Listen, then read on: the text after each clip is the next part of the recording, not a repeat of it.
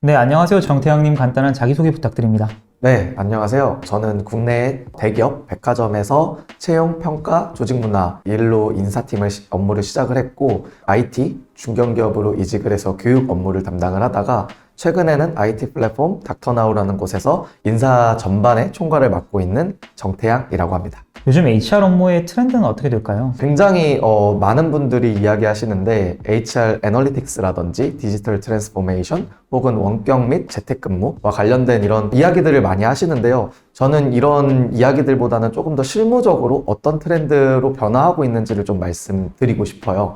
과거에는 이제 휴먼 리소스라고 해서 사실 사람에 대한 관리적인 측면의 업무들이 굉장히 많았습니다. 어떤 조직으로 발령을 낼지, 또 조직에서 어떻게 업무를 하는지에 대한 평가는 어떻게 진행을 할지, 사실 되게 관리자적인 측면에서 일들을 많이 했는데 최근에는 아무래도 사람이 생각하는 다양한 사고방식들이 많이 생겨나고 또 기업들도 굉장히 많아지다 보니까 최근에는 조금 휴먼 릴레이션스라고 해서 사람과 사람 간의 관계 중심적인 부분에 있어서 굉장히 조금 더 많이 고민을 하고 업무를 진행을 하는 게 트렌드화가 되고 있는 것 같아요. 그러다 보니까 이제 사람에 대한 그런 심리학적인 부분이라든지 이런 것들에 대한 공부가 필수적으로 좀 들어가고, 그리고 사람과 사람 관계에 있어서 관계적인 형성은 어떻게 이루어지고 관계의 밀도는 어떻게 이루어지는지, 결국엔 이런 것들이 다 조직으로 승화가 되는 것이거든요. 그러다 보니까 이런 부분에 있어서 굉장히 조금 더 밀도 있게 공부를 하는 것 같고, 업무들이 다 대부분 이런 식으로 조금 더 중심적으로 가는 것 같아요. 그러다 보니까 과거에는 채용, 평가, 교육, 조직 문화, 이게 그냥 하나의 인사팀이라는 하나의 이름으로 불려졌어요. 하나의 조직으로 이루어져 있었다면 최근에는 피플팀이라는 이름으로도 명칭이 개명이 되고, 사실 조직문화팀, 교육팀, 채용팀 다 따로따로 이제 조금 더 세분화되는 분화해서 이제 업무를 좀 더 진행을 하는 걸로 트렌드가 많이 바뀌게 되었거든요. 사실 이런 것들이 이제 관리자적인 측면이라기보다는 사람 중심, 그리고 사람의 관계 중심적으로 조금 더 업무가 변화하고 있다라는 것들이 조직 구조적으로도 좀 드러나고 있는 것 같습니다. 그러다 보니까 요즘에 이제 HR 업무를 하시는 분들이 조금 더 심리학적인 부분이라든지 뇌과학적인 부분이라든지 사람이 어떻게 사고하는지에 대한 행동 패턴, 이런 것들을 많이 공부하시는 것 같아요. 이러한 트렌드에 따라 HR 직무에 취업하려는 취준생들이 갖춰야 될 역량은 어떤 것들이 있을까요? 사실 이제 HR 직무를 지원하시는 분들한테 제가 공통적으로 왜 이런 우리 직무를 지원하세요? 라고 여쭤보면 솔직하게 말씀하시는 대다수의 분들이 이제 전 사람을 좋아해서요. 혹은 제가 좀 사람 관계를 좀 잘해서요. 약간 이런 걸로 인해서 전 이 직무를 잘할 수 있을 것 같아요. 라고 말씀을 많이 해주세요. 근데 사실 사람을 좋아한다 그래서, 그리고 사람 간의 관계를 본인이 잘한다 그래서 이 일을 잘할 수 있는 것도 아니고, 그리고 사실 사람을 잘 이해할 수 있는 것도 아니잖아요. 그러다 보니까 제가 조금 추천드리고 싶은 건 주변의 사람들을 잘 관찰하는 역량을 좀 길러보고, 그 관찰을 통해서 내가 어떤 솔루션을 제공할 수 있는 사람인지에 대한 역량을 좀 기르라고 말씀을 드리고 싶어요.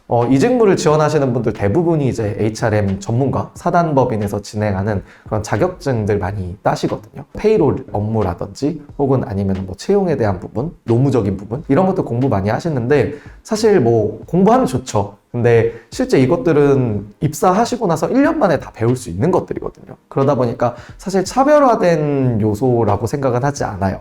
대신 아까 앞서 말씀드린 것처럼 요즘에 업무 트렌드가 사람 간의 관계, 그리고 사람이 어떻게 생각하는지에 대한 행동 패턴, 사고 패턴, 이런 것들에 대해서 심도 있게 고민을 다들 하시다 보니까 오히려 그런 부분에 있어서 심리학적인 부분이라든지 뇌과학적인 부분이라든지 이런 것들을 공부하셔서 조금 더 그거를 내가 어떻게 적용을 했는지에 대한 어필 포인트로 좀 더 가져가시면 차별화된 역량화가 되지 않을까라고 생각을 합니다. 주변에서 우리 많이 볼 수 있잖아요.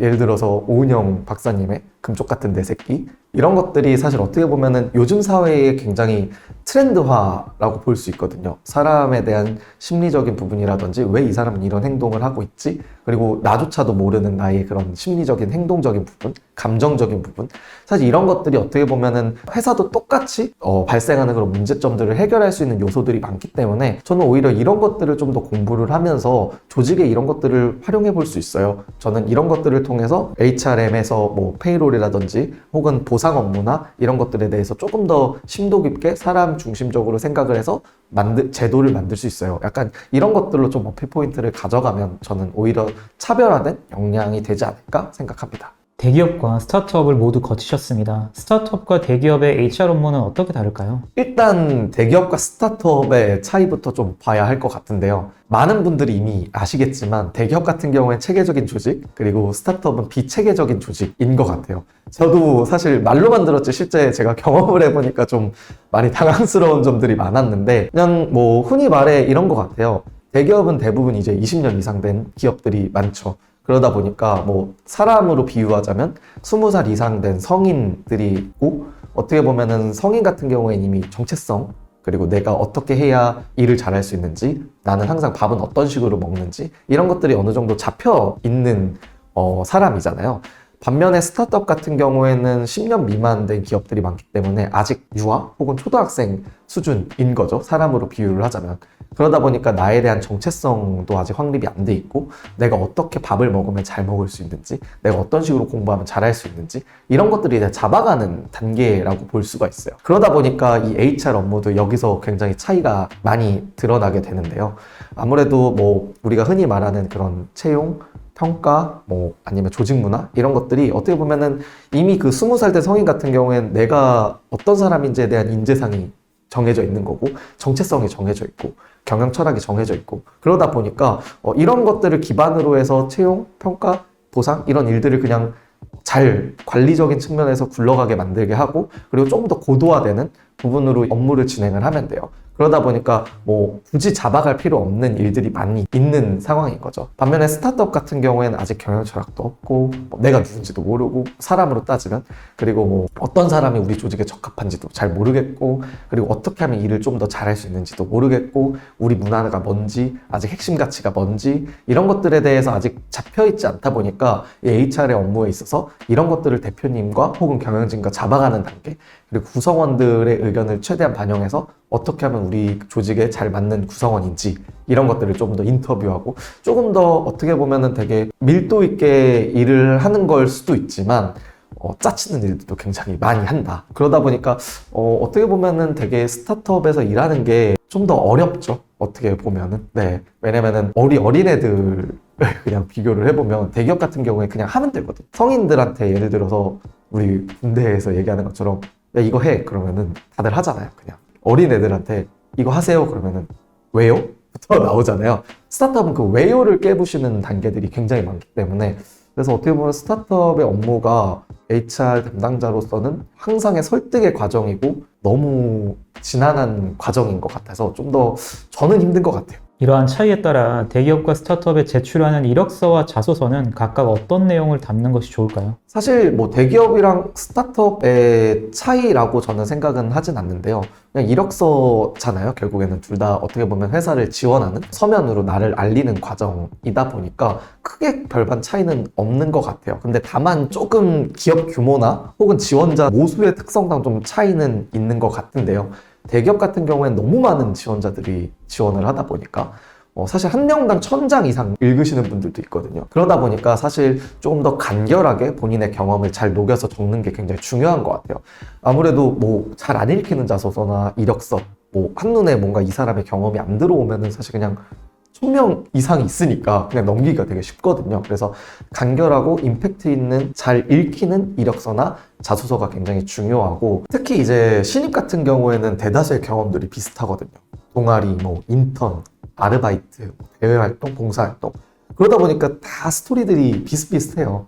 그래서 어떻게 보면은 본인의 그런 스토리들을 간결하게 그리고 잘 읽히게끔 만드는 그런 연습을 많이 하시는 게 되게 중요하고, 스타트업 같은 경우에는 요즘은 근데 사실 뭐 대기업 지원하시는 분들도 많이 하시기는 하는데 본인의 경험이나 경력 사항들을 노션이라든지 아니면 포트폴리오를 만들어서 많이 제출을 하세요.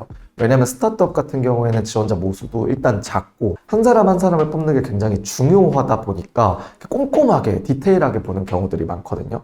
특히 우리 업종에서 일을 하는 사람들을 굉장히 많이 선호를 하고, 과거에는 디자이너라든지 개발자분들은 이제 본인의 그런 경험들을 깃허브라든지 혹은 아니면 뭐 서핏이라든지 이런데 그런 포트폴리오들 많이 올려놨어요. 근데 이제는 디자이너나 개발자뿐만 아니라 저희 같은 경영지원 직무 사람들도 본인의 프로젝트나 이런 것들을 굉장히 잘 정리를 해서 노션으로 만들거나 하나의 그런 본인의 그런 플랫폼을 활용해서 링크를 공유해서 올리기도 하거든요. 저는 이런 것들이 어떻게 보면은 이제는 좀 더 본인을 차별화된 이력서로 본인의 이력서를 만드는 것이 아닌가 이런 생각이 들고, 이제는 뭐 대기업과 스타트업의 차이라기보다는 점점 이런 것들이 고도화가 되고 있는 것 같아요. 그래서 대기업에 지원하시는 분들도 본인의 경력이나 경력사항들을 잘 정리해서 링크를 공유해 주시는 분들도 많아서 저는 오히려 이런 것들을 잘 준비하는 게 중요하지 않을까 이런 생각이 많이 듭니다. 대기업과 스타트업이 면접에서 묻는 질문도 다를까요? 사실 저는 크게 다르지는 않다고 생각을 해요. 다만 이제 그 질문에 있어서의 의도하는 바라든지 혹은 원하는 답이 조금은 다를 수 있겠다라고 생각을 하지, 질문 자체는 크게 다르지 않는데, 대기업 같은 경우에는 원하는 인재상이 명확하게 있고 사실 워낙 이 회사를 오고 싶어 하는 사람들이 많다 보니까 사실 TO를 채우는 그런 부분들이 더 강해요. 그리고 대기업 같은 경우에는 워낙 많은 사람들이 있다 보니까 사실 면접의 과정에 있어서 질문하는 것들이나 이런 것들이 이 사람이 조직을 잘 적응할 수 있는가를 훨씬 더 주안점으로 많이 보거든요. 직무적인 거나 이런 직무 지식이나 이런 것들은 대기업 같은 경우에는 이미 많은 우수한 인재들이 있기 때문에 어느 정도만 수준만 맞추면 통과를 할 수 있다고 봐요. 다만 워낙 그 기업의 조직들이 많고 협업하는 인원들이 많고 하다 보니까 이 사람이 우리 조직에서 잘 적응할 수 있는가, 대기업은 이걸 좀 더 주안점으로 보는 것 같고요. 스타트업 같은 경우에는 이 사람이 최대한 우리 조직에 오래 있어야 되는 부분들도 있는 것 같고, 그리고 어떻게 보면 작은 조직이잖아요. 그러다 보니까 한 사람 한 사람 파워가 굉장히 중요하거든요. 역량이 중요하고, 그러다 보니까 이 사람이 얼마나 열정적인가, 이 사람이 얼마나 적극적으로 본인의 자기 주장에 어필을 할 수 있는가. 사실 어떻게 보면 대기업이랑은 좀 상반된 부분일 수도 있죠. 조직 수능이 아니라 어떻게 보면 조직에서 본인의 역할을 스타 플레이어처럼 할 수 있는가를 더 보는 거니까, 그러다 보면 갈등이 좀 생기는 경우들도 많고, 그럼에도 불구하고 스타트업은 한 사람의 역량이 굉장히 중요하기 때문에 이런 점에 있어서 면접 질문이나 이런 것들을 좀 많이 던지는 것 같고, 그런 거에 있어서 답변을 어떻게 하는가 굉장히 중요한 것 같아요. 사실 대기업이나 스타트업 같은 경우에 질문이 뭐가 다른지 혹은 어떤 것들을 보는지 사실 이런 것들도 굉장히 중요하지만, 저는 지원자분들한테 꼭 말씀드리고 싶은 게 인터뷰라고 면접을 영어로 하잖아요. 결국에는 그게 서로를 알아가는 과정이라고 생각을 하거든요. 그래서 그 지원자가 그 본인을 어필하는 부분도 있지만 사실 그 회사를 알아가는 과정도 있고요. 그리고 회사도 이 사람한테 질문을 하는 의도가 너라는 사람을 알려줘라는 거거든요. 근데 거기서 대부분 이제 거짓말을 좀 하거나 과장된 이야기들을 많이 하시잖아요. 근데 이제 그것들은 본인에 있어서의 자신감이 좀 없거나 본인의 경험이 잘 정리가 안 됐거나 이런 부분들이 굉장히 많고, 어떻게 보면 회사의 면접관들 같은 경우에는 주로 질문을 많이 하는 게, 회사를 이미 이 사람들은 20년 이상 다녔기 때문에 잘 아시는 분들이잖아요. 우리 회사에 대해서. 그렇기 때문에 이 사람들은 이미 준비가 된 사람들이거든요. 회사의 지원자가 회사에 대해 질문을 했을 때 답변해 줄 수 있는. 반면에 지원자가 본인이 준비가 안 돼 있는 사람이면은 어떤 질문을 해도 사실은 좋은 답변이 나올 수가 없는 거죠. 그래서 지원자분들께서는 회사에 대한 분석이나 이런 것도 잘 하는 것도 중요하지만 본인에 대한 분석을 좀 더 먼저 하시고, 본인을 어떤 사람인지 어떤 경험을 했는지 그 경험을 통해서 어떤 인사이트를 얻었는지 막 이런 것들을 조금 더 공부를 하시고 준비를 하셨으면 좋겠다라는 생각이 좀 많이 듭니다. 오늘 여러 가지 정보를 주셨는데 대기업과 스타트업의 HR팀에는 어떤 사람들이 가면 좋을까요? 일단 대기업 같은 경우에는 사실 이미 조금 더 체계가 잡혀있는 조직이다 보니까 내가 뭔가 기여할 수 있는 부분들은 좀 많이 없어요. HR적인 부분에서도. 그렇지만 내가 HR 분야에 있어서 조금 더 배워보고 싶고 체계적인 프로세스가 갖춰진 곳에서 일을 하고 싶다라고 하면은 대기업을 좀 지원하시는 게 훨씬 더 좋고, 내가 예를 들어서 뭐 흔히 말해 사람을 좋아하고 관계를 좋아한다.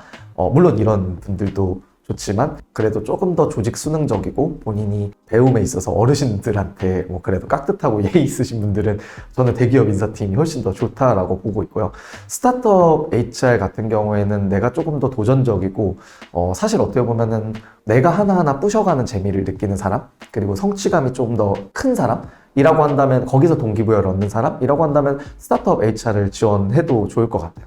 다만 스타트업 HR은 체계가 없기 때문에 내가 정말 밑바닥부터 다 해야 됐다. 하물며 냉장고에 물을 채워 넣는 것도 이런 것들도 본인이 해야 할 수 있다라고 생각을 하면 지원하셔도 저는 좋을 것 같습니다. 이렇게 HR팀에 들어가기 위해서 경험이 없는 취준생들이 스펙을 쌓을 수 있는 방법이 있을까요? 다양한 방법들이 사실 있기는 하죠. 근데 대부분 이제 HR이라는 분야에 있어서 따로 스터디를 하거나 하지는 않으시는 것 같아요. 네, 일단 첫 번째로는 HR 분야에도 인턴십을 많이 뽑기는 하거든요. 그래서 인턴에 대해서 조금 더 오픈 카톡방이나 이런 방들이 많아요. 실제 기업들에서도 공고나 이런 것들도 많이 올리고, 그래서 그런 것들을 좀 파악할 수 있는 채널들이나 이런 채널들을 먼저 들어가 보시고 인턴십을 좀 경험해 보시는 게 굉장히 중요할 것 같고요.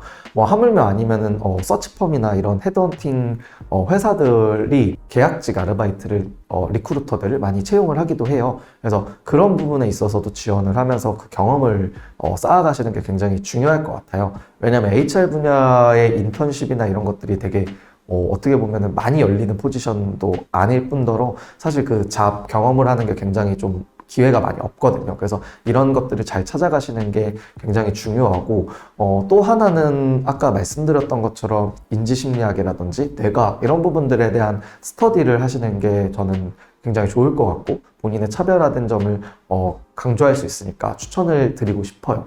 이런 부분에 있어서의 경험을 통해서 또 어떻게 보면은 그 심리학 최근에 공부하시는 HR 담당자분들 굉장히 많으시거든요. 거기서의 이제 관계를 좀 더 맺어가시면 또 좋지 않을까라는 생각을 하기도 합니다. 뭐 하나 더 추천을 드리면 HR 담당자들을 대상으로 하는 컨퍼런스들이 굉장히 많이 있어요. 그런 컨퍼런스들도 한번 참여를 해보시면서 가는 게 좋을 것 같거든요. 되게 찾기도 쉽고 HR 컨퍼런스라고 해서 그냥 구글이나 이런 거 치면 연간에 열리는 행사들도 많고요. 그리고 유튜브 채널도 굉장히 많으니까 그런 거 통해서 그런 경험이나 간접 경험이나 직무 지식 이런 것도 파악할 수 있는 것 같습니다.